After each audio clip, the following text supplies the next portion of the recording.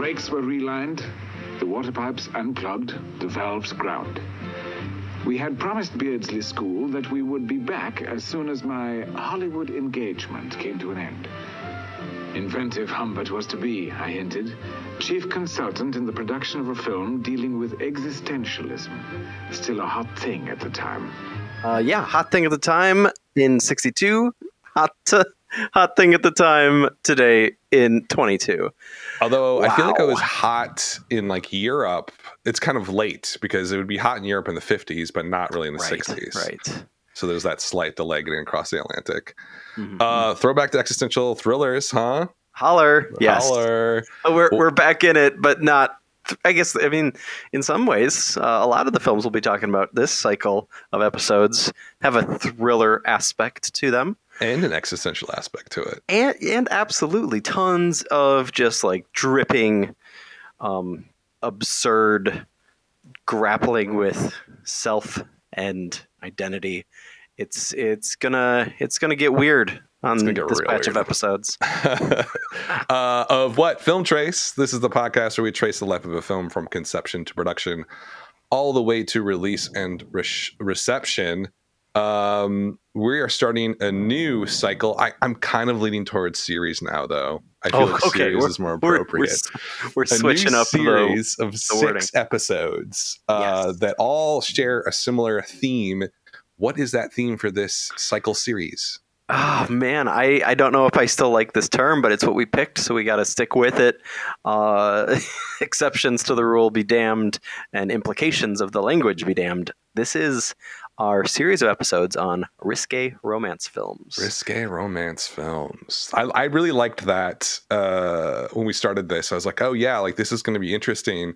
That is a very weighted term, isn't it? Oh, totally. Especially in the context of our central movie that we're talking about today. And we're doing things a little different than last cycle that we insofar as that we are starting with the birth-ish of the subgenre, the theme in American cinema anyways.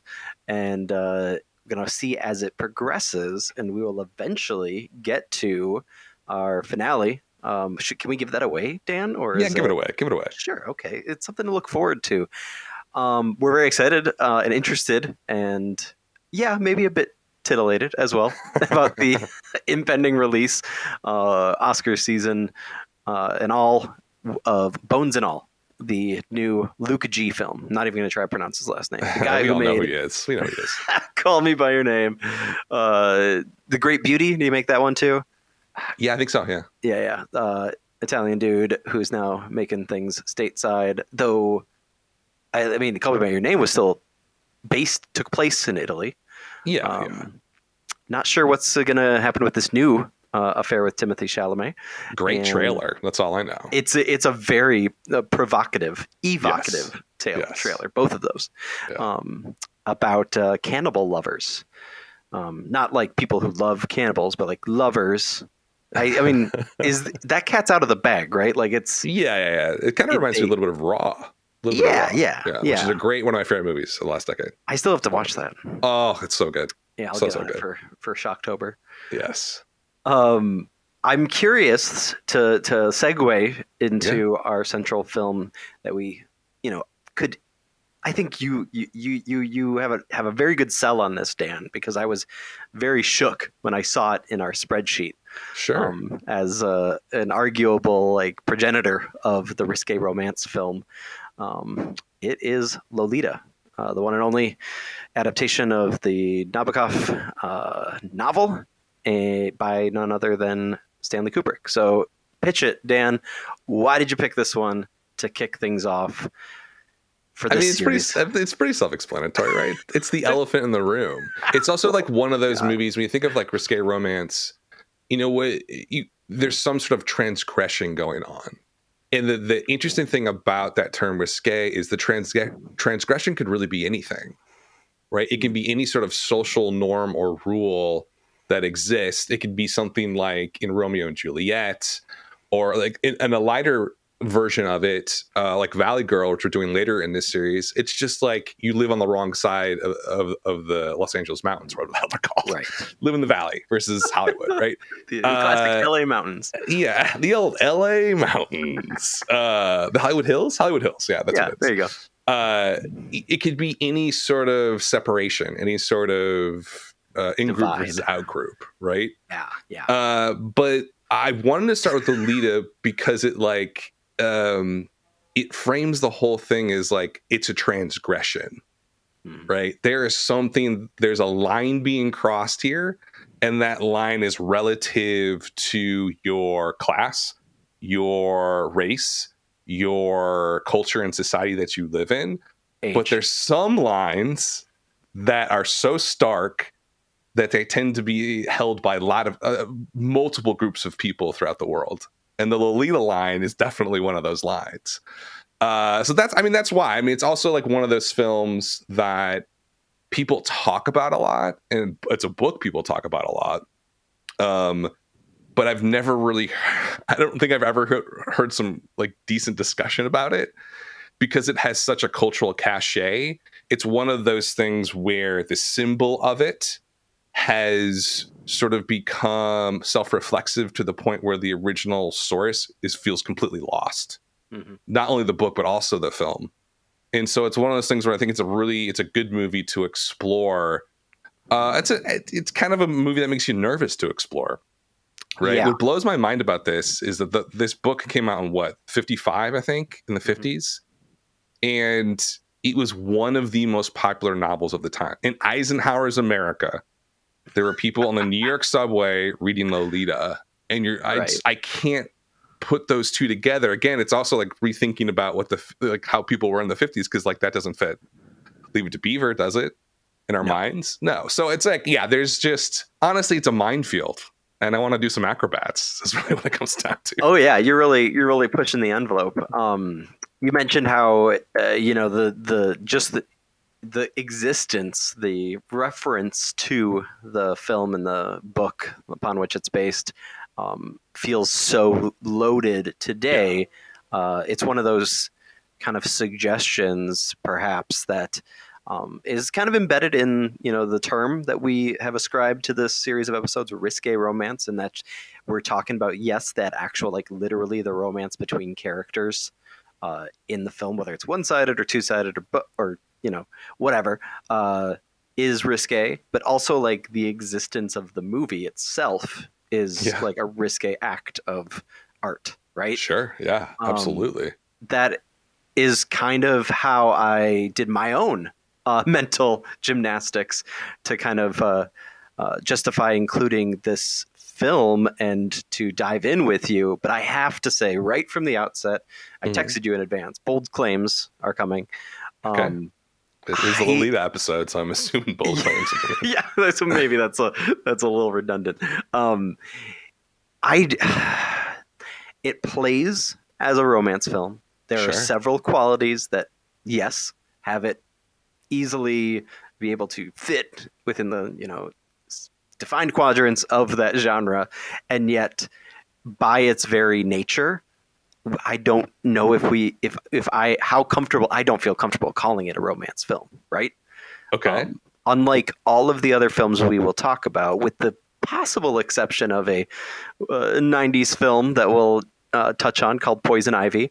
So it'll be interesting to see how this kind of gets a little circular as we go on. But with that possible exception, I have yet to revisit the film for our episode on that one. But this is like just straight up, it's a drama about sex abuse, about pedophilia, and how do you, it's one-sided, yes, but like, it's like literally watching something that has so little to do with what we would in any circumstance, morally or otherwise, socially or otherwise, I think as a civilized society, be willing to define as romantic, right?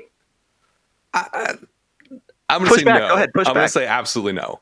Because let's see how long it takes me to call you a pedophile. A couple of reasons. One, romance doesn't necessarily, when we say the word romance, we have certain illusions in our head, but there's definitely, Kubrick himself calls it a touching love story. Oh my right? God. So there's multiple things there. Now, I see what you're saying. If you're talking about the book is something different. The Right. book is definitely more clear in its depiction of the main character's predilection for sexualizing girls, essentially, right? It's very clear what he's doing. It's very clear that it's wrong. And I think the main point of that book is, there's a humanization going on there, where he, the reader almost in weird ways finds them sort of sympathizing to him sometimes, and that's kind of the genius of the novel, is he humanizes somebody who's essentially a monster, right? Genius is an interesting choice of words, but yes. Yeah, I think that's kind of what the thrust of that book is. Yeah. It's almost like a writing challenge, essentially, right? I think about like Sufjan Stevens, what was that, the John Wayne Gacy song, right? Chicago. Like there's just like it's an artist pushing himself to the absolute boundary, which is why it was such a provocative novel, I think, and why it was so successful. The movie is something entirely different, right. And there's a lot of. Should we at this point maybe pull back a bit to sure? Let's do the outline, and then I think that's going to be the central topic of conversation, is how the two diverge. Yeah. And I just to be clear from the outset, like, I haven't read the novel. Have you? Yes. Yeah. You have? Okay, because I tried. I have an old copy from my dad, and I, for this episode, tried to crack it open for the second time. The first time being over 20 years ago when I saw this movie originally, when I was trying to check all the boxes in the Kubrick filmography. And it's just it is. I've made a huge mistake. That's what you said. It's in my view, it's impenetrable, and I like a lot of Nabokov. The book. Stuff. Yes. Oh yeah, it basically is. It's one of those books, especially, I don't know what was going on in the 50s where people like, just eating this up. I found that very bizarre. Right. Yeah, reading it, I was probably about 22, 23 when I read it. And it is. And I remember sitting in my basement reading it and feeling gross, feeling dirty that I was reading it. But once you get past the breakers of that disgust and nausea of what you're reading, and you get further into it, there's like a pull of the language, I would say. And the writing is incredibly beautiful. Right. That's the appeal of the book. The character obviously is a despicable human being, but that doesn't mean you can't write great literature about him. You know what I mean? Right. What do you want to say about this? This came out, the early 60s, 1962. Stanley Kubrick had made Spartacus right before this. Right. I think huge, big budget movie. He tries to start this movie, and he initially. Do we need to give an overview of it? Do people know what this is? I think they do, but I think there's a couple key components that A, both had completely forgot about, and B, think are very easy to gloss over because that central story is so iconic, for better or worse. But the central story, right, is it's Dr. Humbert is a French literature professor. They kind of play with that a little bit throughout the film. Played by James Mason, and he has come stateside because he has a lecture assignment at Beardsley College in Ohio in the fall, and for some reason he's choosing New Hampshire to summer in before that, and he needs a place to live. He moves in with a young woman who has a open room that she's renting out, and her daughter is Lolita, and then you can imagine where it goes from there. The two central pieces that I think are often left out and that I literally forgot was the entire relationship between Humbert and the mom, Lolita's mother, and B, the character of Quilty, played by Peter Sellers, who is kind of like hovering in the background of all the scenes, and he also is in the opening and closing of the film, essentially as a, for lack of a better term, rival pedophile. Yeah, definitely. Okay. Competition. Right. So I'm curious to break down those two pieces, but yeah, the central relationship between Humbert and Lolita is probably what we have to trudge through first. Yeah. So, well, it's important to away, note Dan. too that, like, you know, he only marries what's the name of Charlotte, Lolita's mother, because he wants to be close to Lolita. Yes. And then they're in the book, and I forget what he does in the film, and he hints at it, but there is this sort of implication that he wants to murder Charlotte in order to be with Lolita. It's implied, I think, in the film. I think it's more explicit in the book, as I recall. Which he ends up, you know, I'm not gonna, you know, you gotta see the movie, but yeah, he ends up, There's some there's one particular voiceover in the film, and there's like a weird kind of sporadic nature of voiceover in the movie, as prefaced by our cold open clip, where he literally says both, "I should kill her," and he like has the gun in his hand. He thinks she's taking a bath, and then when he gets to the bathroom, his voiceover corrects itself and says, "No, I could never do that." Yeah. It's a lot it's a classic messier case of the unreliable narrator, right? Yeah, and it's also a lot messier in the novel. Oh yeah, because you get so much more of that internal monologue, right?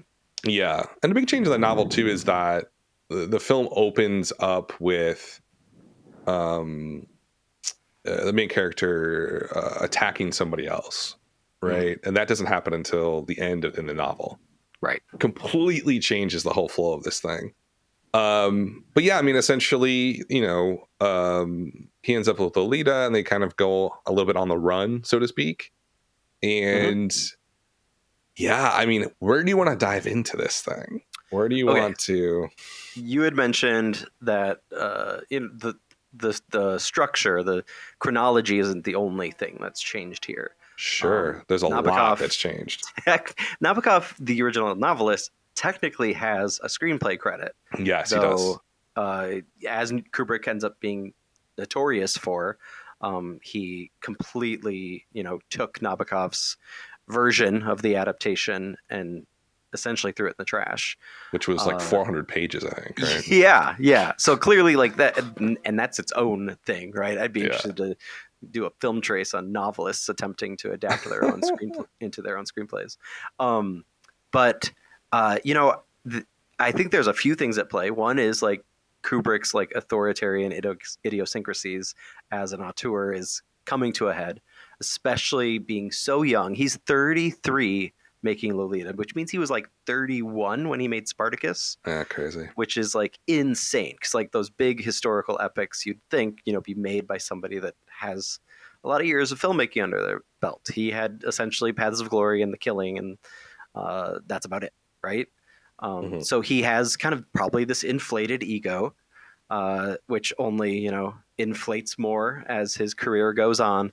But in this time period, I think there's also this kind of backlash that he's experiencing. Like, it's reactive because he essentially got to see, as a young, gifted filmmaker with tons of ideas, how binding and restrictive the studio system was when he made Spartacus. And so he's both, having this strong adverse reaction to that, as well as, starting to kind of get his footing as an auteur in his own right. And so to be able to like basically tell a best-selling novelist that the studio has hired to adapt their best-selling novel into a best-selling, hopefully, ticket-selling big movie, there's just like there's like some real like unprecedented hubris going on here. And not only that, but the tonal changes, the scattershot voiceover, like there's so many elements here that at the time anyways, and obviously it's been reevaluated, especially, with the historiography of Kubrick over the years. But at the time it was kind of seen. There was like an anonymous Motion Picture Association of America spokesman who called it, quote, the worst sort of botched up pastiche that could be imagined. Because it is very strange. Like I said earlier, I don't know if it necessarily like just by literal definitions, fits the romance genre because of the horrible nature of its protagonist, but also it has like this, the Peter Sellers character is like this So weird. so bizarre. So weird. And also like clearly, Peter Sellers working things out to actually become Dr. Strangelove, right? Yeah. And then you've also got the question of whether or not Sue Lyon, who plays Lolita at age 14, like is she like being treated the way a young child actor should be treated? I mean, it's 1962, so probably not, and especially considering what the role is. Yeah. It's just it leaves this awful taste in your mouth, not just because of the story, in my opinion. Even as a huge Kubrick fan, Yeah. it just leaves a bad taste because of thinking about all the components that go into adapting somebody's work, to hiring a child actor, to trying to course correct after a bad experience doing a big budget epic. The literally opening scene is Peter Sellers making a joke about saying "I am Spartacus," right? Yeah. Exactly. Yeah. So that's my initial like take, and I'm curious, just even like divorcing yourself from it as a like intellectual exercise. Sure. What was your gut reaction to? I assume rewatching this movie, or what's your history with it? I've never seen it before. What? Yeah, never seen it before. It's interesting because I just watched The Killing for the first time, like maybe a year ago. God, so good. I mean, this is, we're going to disagree. Because The Killing is that, at the end of that noir period, right? Let's say 45 to 55, and it's like 56, I think. Mm-hmm. So it's like I had watched a lot of movies leading up to it, and I was like, I don't love this. I don't love it. It's really like technically interesting and amazing, but like the story is not good. In my mind, I don't like early Kubrick. I just don't. Paths of Glory, no? No. I mean, you got to get to like the 70s before he really clicks for me. Well, I guess Dr. Strangelove is probably my favorite movie from the 60s, one of his. But yeah, he doesn't click for me until the 70s. I don't even like Full Metal Jacket. So, what? I mean, yeah, exactly. I'm more a Platoon guy. In any event, yeah, my feelings on Lolita, I guess like completely getting out of the intellectual discussion, like you said, I'm incredibly confused by the positive response to this movie. For a lot of reasons. Yeah. One, I don't think it's a very tightly made movie. Right. It feels very messy, and for all the reasons that you stated. But I think when you get into the production of how this thing was made, it makes a lot more sense because it was essentially made under duress. The whole thing feels compromised from the beginning, like a terrible, terrible idea. To even think that you could film something like this. There's certainly iconic parts to it, but I think overall I was actually very, very underwhelmed by it. And I'm not, an expert in 60s film, I'm just not. So I don't really have much clout there. But it felt very flat to me. And I think the Peter Sellers stuff especially feels like a different movie. And it leans into this sort of black comedy territory where it really can't, right? I think like that to me is the biggest struggle of this film is essentially the novel is about something despicable and awful, but it's a very specific thing. And the movie essentially, like tries to navigate around all of the icebergs. And it does because it had to get passed by the MPAA. If it did not get passed by the MPAA, who cut, several scenes by like 30, 40 seconds, it can't get released. So it basically cannot exist without the MPAA saying, hey, this is okay. But yeah, I mean, in general, it feels like an absolute mess to me. And not a very enjoyable film. No, there's not much to it. I mean, what character in here is decent? I mean, even Shelley Winters is just like, I was like, ugh. Right. Everybody's Charlotte. awful. Everybody's awful. And that's the thing I wanted to kind of say about that relationship is like, you really want to be able to feel for her as this woman who's being duped and But like she's so awful to Lolita. She's stupid herself, you know. Yeah, and like I guess that's supposed to be part of like the dark humor of like she miraculously gets hit by the car so that the abuse can occur without obstacle. And yet I just like that was just like yet another scene where I'm just like pit in my stomach, but like not in a good way. Like there should be some kind of like it, as you said earlier, you don't have to have likable people No. as your characters in a story for it to be effective, for it to have something to say, for it to work.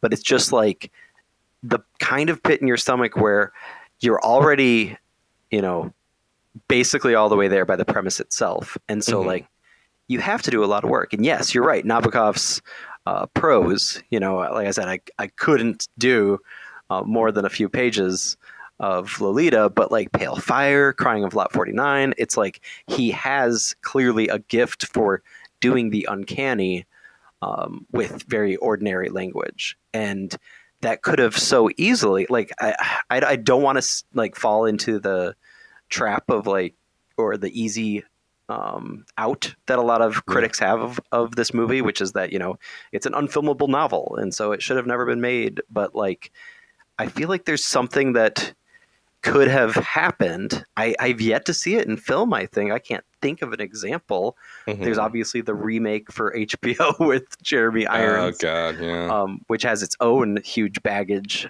to it with, the exploitation of Dominique Swain, who played Lolita in that version. And the only other thing I can think of, maybe just because like this is such an awful topic to make a movie about, even when it is made about like The Hunt, which we did for existential thriller, it's actually not like there is no pedophilia. It's the accusations that movie focuses on. The only other one that comes to mind is The Woodsman with Kevin Bacon. Kevin Bacon, yeah. Right. And that movie tried so hard to like humanize somebody that is very like one of the most difficult kinds of humans to humanize. And he really tried with it. Keira Sedgwick tried in a supporting role. You can tell like their real life marriage kind of brought a lot of heaviness to that movie, but it's a footnote in cinematic history, and it's just it's also just like, once again, not an enjoyable watch. So it's like that weird question of like, yeah, you can make movies with despicable people as the characters, but there's got to be something to make it actually feel like it's worthwhile to like spend your time with. I think that they, when they were making this movie, I think they felt the same way. Yeah. And like, there's like, I gotta read this quote because it's going to make you hate this movie even more. James B. Harris, producer, he said this in 1999 in a Premiere magazine interview. I'm going to read this entire quote because it's long, but it's really fascinating. We decided that Lolita was a bizarre love story. And we were not going to deal with Humbert's predilection for little girls. We're not interested in a pervert. The great love stories are usually about the inability of lovers to get together. In the old days, they alienate themselves from society by religious differences, by class differences, by color differences. All of these things had been done before, but what hadn't been done before was age difference. If we could make him the most innocent guy and her a little brat and just single her out as someone to fall in love with, let people put their own interpretation on it. How do you feel about that?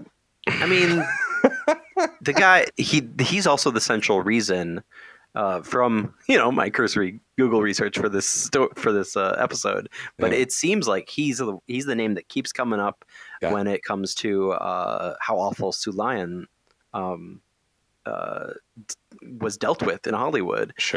Or wasn't able to have a voice in her own, career, and literally like even just the salary for the movie was contested over and over again. So he does not seem like a great guy. And Stanley's got his own issues, but it seems like it's one of those like really icky pairings in the industry where it's like you have somebody who doesn't really care about the taboo and is willing to like do something to make it less taboo, to Yeah. start to stoke discussion, and that's Stanley. But then you've also got the guy that's like willing to make it happen no matter what the cost and what kind of own mental gymnastics you have to put yourself through to spin it so that it's like a sellable idea, which is really interesting if you look at that in comparison to like the publishing industry, because like you said, it's really difficult to imagine from our modern viewpoint what it would be like to like get on the train and see somebody reading Lolita without having all the baggage attached to it. Yeah. But it's just like, from the get-go, movies was a whole different thing. That whole idea of the visual, Yes. and the Hays Code, and it's just like rife with this real like, oh gosh, maybe I am falling into the it's unfilmable trap. Yeah, I mean, and I don't know that it is filmable. I don't think most books are filmable. Right? I mean, that's kind of my stance as a literary person. It's such a different medium that it's nearly impossible. Like, how would you film Sound of the Fury? Literally impossible. Ask James Franco. Yeah, no. I knew you were going to bring it up. Yeah, completely unfilmable. Speaking of pedophiles. Yes, true. Yeah, and I don't think Lolita's really filmable either. Yeah. But you hit on something really fascinating about this, and there's a great BBC article. I can't remember when it came out. I read it like last night. Oh, the 60th anniversary. It might have been, where it talks about how the image has been so decoupled from the movie. Yeah. And how the term Lolita, I just find it fascinating. Like, you would never name a girl Lolita now, right? Mm-hmm. That's an unnamed. I thought about that. Because my wife's about to have a baby. That's like naming a girl Isis. Like, you can't. It doesn't work anymore. That alone tells you something.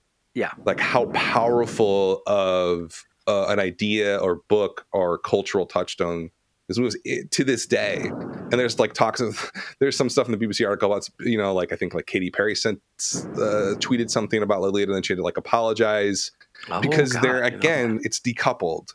Right. It's like the concept of a Lolita is not what the novel was about, and it's really not what the movie was about. It's something different now.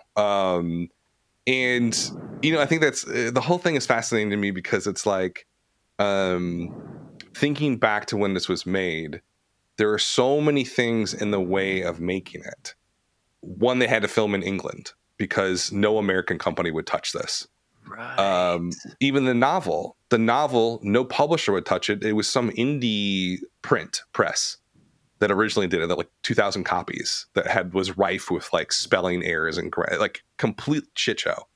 But it just hit at the right time for whatever group of people. The key, the question that I have is, what keeps people coming back to this? Right? Like, what about the book at that time, and what about the idea of it perpetuates 50, 60, 70 years later now from when the book came out? Like, what is it just the taboo subject nature of the subject? I don't know. Does it feel transgressive? I don't know. I mean, what do you think? I mean, I feel like maybe this is too obvious, but looking at some of the notes you have, another quote from Creepazoid, James B. Harris, is, "We knew we must make her a sex object." Yes. He said that in multiple interviews. Right. And, we have this long history in America in particular, which I think isn't as strong in Europe. At least that's the kind of sense I've gotten looking at, especially how literature and pop culture in general operates, with obscenity laws and nudity and all that between the two countries' media worlds. You have this inherent like taboo of not just age gaps and pedophilia and all that, but also just like specifically this, it has this paradox where you talk about decoupling. The paradox is that all that stuff is just like also wrapped up and coupled with the notion of like the fetishization of youth, right? 100%. And so like, absolutely. Are we surprised that we are a country that has like pedophiles in it. Like I don't know. That would be a really depressing and uncomfortable research project. But Rate of it's pedophilia in the United States versus other countries. I bet you it's right. higher. Guarantee it's higher. Yeah.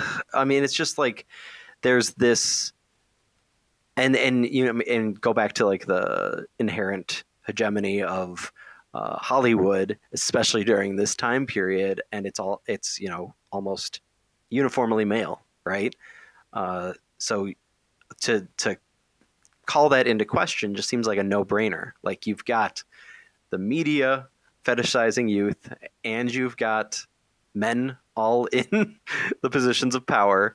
And yeah, you're just going to wind up with, and like the thing that just still boggles my mind, like, yeah, whatever, Kubrick, it took a taboo novel and then he followed it up with Dr. Strangelove, which is a brilliant satire on, you know, American politics and foreign wars. But then this movie also, like it, like you said, it had its detractors, and I mentioned that too, but it also still got like Academy Award and Globe nominations. Absolutely. Golden Globe, Academy Award. So what is this cognitive dissonance? Well, it did too. I gotta go to the box office part of this. So it was made for, in today's dollars, $16-17 million, which is pretty low. That's not necessarily like it's kind of like an indie, almost like a mid-tier kind of studio film. Respectable anyways, I guess. Yeah. But it made 91 million worldwide. Oh my God. Massive, right? Compared to its production budget. Yeah, there's something about it that, like, for whatever reason, I do feel that there's sort of, when people watch it or read it, I think the transgression excites people, as fucked up as that sounds. Right. But that's pretty common in human nature, or something is socially frowned upon or socially wrong or illegal. People like to do it just to feel the sense that they're breaking the laws or breaking the rules. I think that's a big component to this. But I mean, I think that at the same time too, the movie itself, to me, it's played as a romance film. Now, I'm not saying that that's a good thing. No, I get what you mean. What I'm saying is that they attempted to make a love story out of this. When, in the book, it kind of is a love story, but because of the way the book works on you, it's very clear that the narrator is insane, or severely mentally ill, I would say. And that is not clear at all in the movie. There's moments where he attacks the nurse but it's almost like he's just, he's so exasperated. Right. And they even say it. They make him look like a kind of innocent guy in the movie. And I'm like, that's, you talk about like disgusting or wrong, or like making Sue Lyon so sexualized. Like it's unforgivable. Like what they put on the poster, it's on the cover of the book with her in those glasses, like with the lollipop thing. It's like that to me is way worse than what the novel does. Like, because it, and I think the novel is so troubling as you read it, and it's supposed to be, right? It's supposed to make you upset. It's supposed to make you feel something different. The movie's way too slick. Too slick. And I think that, you know, it's almost like people are consuming it and not really understanding what they're consuming, because the movie makes it into a love story. Right. And there's a crazy quote here from Kubrick. Where is this? From 1971, Kubrick said, naturally, I regret that the film could not be more erotic. Oh, God. The eroticism of the story serves a very important purpose in the book, which was lacking in the film. It obscured any hint that Hubert loved Lolita. Right? Like, so it's like, you talk about problematic. Like, this movie is the definition of problematic. What I can't understand is that if you go through Letterboxd and you go through Rotten Tomatoes and you look at the current cultural understanding of this film, there's not a lot of this discussion, right? There's a little bit of Sue Lyon was mistreated, very bad thing, blah, blah, blah. But I don't see a lot of attacks on Kubrick, right? Right. Right. because I mean, he has such a he's been status. lionized, yeah. You know, he's like a god to film people. But he was part of something that was really screwed up. Right. Like, this is a screwed up movie. It is. And I think that, like, one of the things that I latched onto, having just, I taught Full Metal Jacket last year. I saw Eyes Wide Shut for the first time last year. And I mean, you can draw a lot of parallels between those two films, right? I think you could even go so far as to do a deep read on Eyes Wide Shut as arguably, part of like his guilt over Lolita. If you were to think that he has some kind of ability to look back and unfavorably on his own career, with the kind of enormous ego that he was known to have. But the piece that stuck out to me a lot with this watch, and I don't think I definitely didn't get, like, I don't know what I was doing watching this movie at 20 or whatever when I was going through Kubrick's filmography, but like, he is known, and this works really well in The Shining too. Another movie about abuse, the detachment that he's so known for as a filmmaker. 2001, and basically every movie he's made is known for that style of just like, that's why people kind of, I think, have deified him as a film god, because like he's able to, in Clockwork Orange, another film that has this horrible subject matter and really awful depictions on screen of violence and sexual assault, by having that camera as treated almost as like a third eye, like all-seeing kind of godlike device, you never really get that subjectivity that's needed, I think, for a movie like this, for a story like this. Which is the basis of the novel, is subjectivity, right? That's the whole point of the novel. Yeah. And the biggest scene that comes to mind that I felt like just did not work because Kubrick's style just doesn't mesh with that, especially his early style, is when Humbert gets found out, right? Charlotte walks in, or no, he walks into his room and Charlotte has found his diary. Filled with his despicable poems about Lolita. And, she understandably has a huge reaction. But like all the pieces of, Chekhov's diary, we know that he's going to get found out at some point. But the act, and I to give him credit, like James Mason, I don't know why he took this job. Yeah, really fascinating guy, huh? Right. But there's traces of it in his performance of that, like knowing what he's doing is despicable. Yeah. Not in the script, because like we said, Kubrick chopped it all up. But it's just like in that scene, not only because like we feel for Charlotte, but also she's kind of horrible in her own right. Yeah. And we see, like, for a glimpse, we see Humbert as the monster he is, and yet Kubrick's camera is just like there. It's like does those like roving shots through the house. Like there is some like really interesting like panic room play. But yeah, there's a great analysis of how much Fincher is essentially just like taking the crown of Kubrick, and there's a lot to admire on a technical level. And we kind of talked about this when we did our episode on Frenzy, Hitchcock movie. Speaking of like problematic, ultimate auteurs, where if he had just like wanted to get things a little more intense and wanted to like let go of being the all-seeing eye, we could have perhaps seen that. And so that's why I'm really interested in seeing what Luca G does with Bones and All, if for no other reason because then like he knows how to like work that camera in a way that doesn't very rarely allows for objectivity, right? Yes, it's very subjective viewpoints.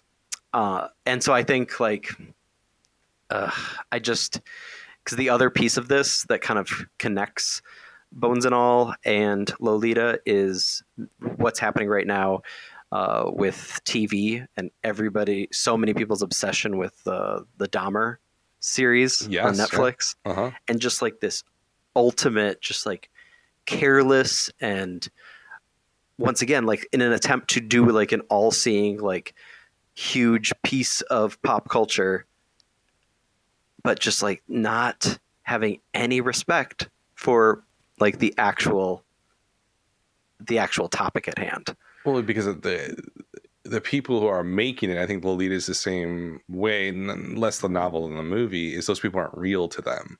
Mm-hmm. Right? They're just sort of playthings. Yeah, do you get that sense too, where it's like it is like an intellectual exercise for them more so than like a real thing that needs to be grappled with? No, it's an artistic tool. Right. Okay. Right. Like I think, especially with this movie, it was sort of like, well, let me paint myself into a corner, which he literally did. He had him like move to England, and like the MPA was like there on set looking at dailies. Like, this is how insane this movie was. It's like, why would you do that? Like, why would you make a movie where you can't be free to do what you want?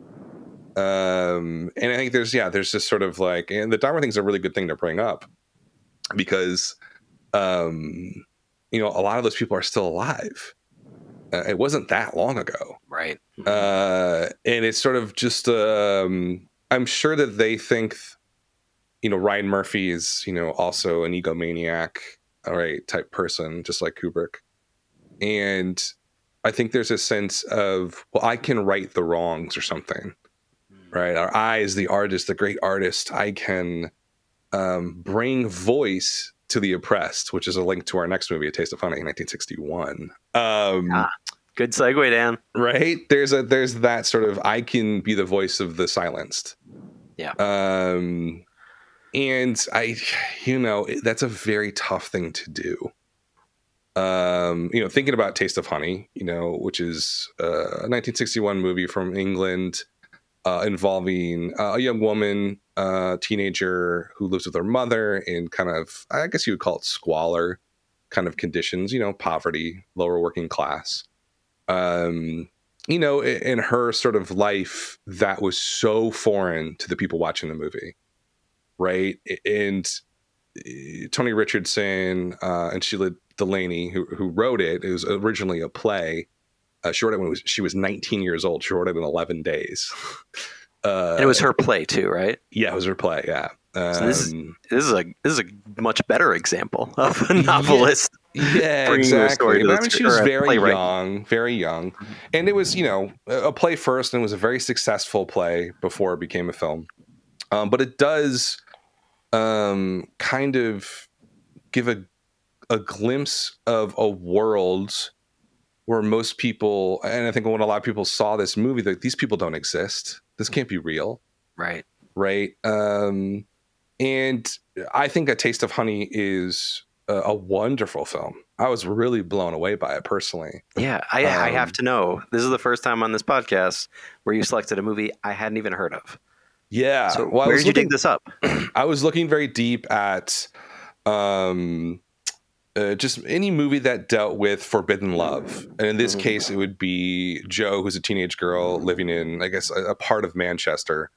And she ends up falling in love with a black sailor. And this is the early 60s. This is one of the first movies to really show that, and with gritty naturalism too, I must say. It had been done before in a sort of grandiose studio style.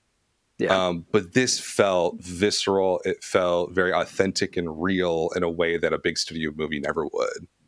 And the thing about this movie too, getting released in the early 60s, I don't know if it had any play over here in the US. I had never heard of it before at all.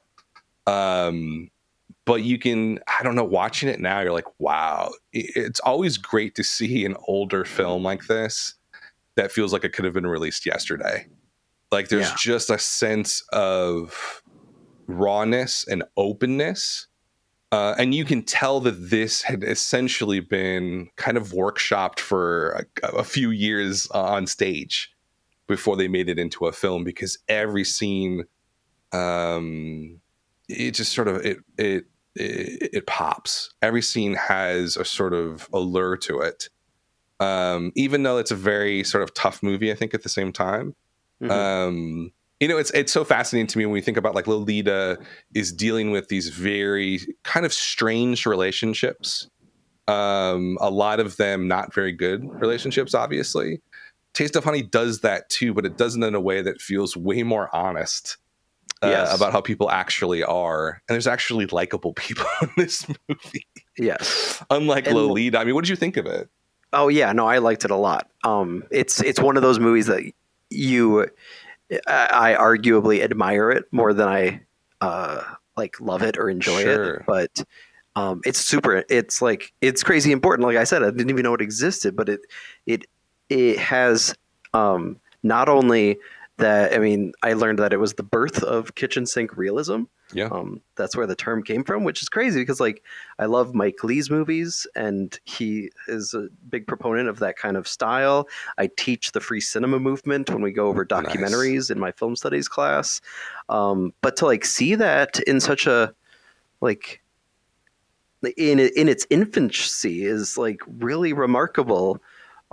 If for no other reason than it's like it's great proof to have, especially as like a bleeding heart liberal, to be like, this is not a new thing. Like this is something that has just been that it's a miracle. I think that this movie got made because of its subject matter, because of how lovingly it depicts really taboo subjects for the time period that shouldn't have been taboo, right? Yeah. Mm-hmm. And actually, I really struggled, I have to admit, with the first half of the film. Okay. The mother-daughter relationship is difficult. Yeah. In a not dissimilar way from Charlotte and Lolita. Absolutely. There's a lot of crossover. That's an interesting parallel. But the thing that really sold me is that really dramatic, and it could have easily been, just been melodrama and ruined the whole thing, but it actually made it click for me when the mother is finally, given the ultimatum by her new husband about whether to, cut things off with her daughter or not. And to have that kind of ultimatum not billow into this big histrionic thing, but just kind of shrink down into its smallness and lead into this really just like, it was just so heartwarming to see the second half of this movie blossom into a tale of friendship between the protagonist and her new gay roommate. Yeah. And that's another obvious taboo for the time period. And I love this quote. Sarah Boslow did a retrospective on the film 6 years ago for Pop Matters, and she said, you could argue, quote, that Jeffrey, the gay roommate, is not only the nicest character in the film, but that he and Joe, the protagonist, enjoy the only truly caring and successful relationship in the film. Yeah. Oh, I mean, to me, that's the most transgressive part of the whole movie. Totally. And it's crazy. So you have... Too. And it really actually opened my eyes for this whole series of episodes that we're doing because, and I've talked about this when talking about romance movies with my students, where it's like, romance doesn't have to be like this super aggressive physical thing. No. Like just like the existence of like friendship in movies, whether it's, gay or whether it's straight or whether it's just intimacy is it's huge. And so that's really what kind of got me over the hump with this movie, because it shoves it in your face in the best way possible. Yeah. That like this is a world that exists and you need to know about it. But then the way that it just so lovingly transitions into this story of friendship is, God, it's so wholesome. It makes me sick in a good way. Yeah, I mean, it's there's definitely that sort of naturalism. Is this neorealism? Would you call? I don't know. I don't have anything on film. I think the Italians have the say on that the one. The style of it is sort of showing, this very real people. The acting, it's not super staged. Like kids and stuff are just kids from the neighborhood. And it took Britain a while to kind of catch up with that because they were so stuck on, sound studios and stuff. Yeah, exactly. So there's a different type of shooting and stuff like that. Yeah, I mean, I think the thing to me that kind of to echo what you're saying is the part that initially was brought up as being super transgressive, which is her, a love and sexual relationship with the black man. And she's essentially going to have a biracial baby, right? Right. That part of it was like, okay, you're watching it now, you're like, yeah, whatever. Like, why would anybody care about this? But it was, to me, her relationship with Jeffrey that felt very radical. And it honestly feels very radical today. It does, you're right. Because what it does is is it a form of romance? I think so, without a doubt. In the traditional it's not sexual romance, right? Yeah. But it's a type of love and respect for another person. And maybe romance isn't the right term, right? Maybe there isn't really a term for it, right? I think that's the problem. Bromance, if they were both men. Yeah, right. But I mean, it's like this level of intimacy and respect that is not sexualized. Yeah. That is incredibly healthy, right? They both love each other. They take care of each other. They have each other's back. It is kind of a tragedy at the end. Right. It's right? To kind of spoil it, that the mother is kicked out by her new husband because I don't know why. He maybe got sick of her. She's drinking too much. And she sort of replaces Jeffrey as the sort of live-in assistant as Joe is pregnant, about to have a baby. So it does have a little bit of a tragic ending. But I think what really makes that film sing is that type of relationship. You look at Joe, the young girl in this film, and she seems totally alone. She seems like her mother doesn't even want her around. She's incredibly poor. And every day for the rest of her life is going to be this incredible struggle just to survive, like most people's lives in this world. And for that moment with Jeffrey, she has this spark and this magic of love, right? It's true love, essentially. And I think she gets to experience that just for a moment, but I think there's honestly an incredible beauty in that.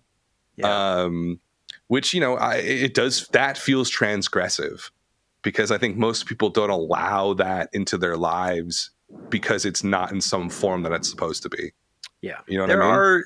I have to say that I agree with everything you're saying. There are two very unfortunate facts about this movie that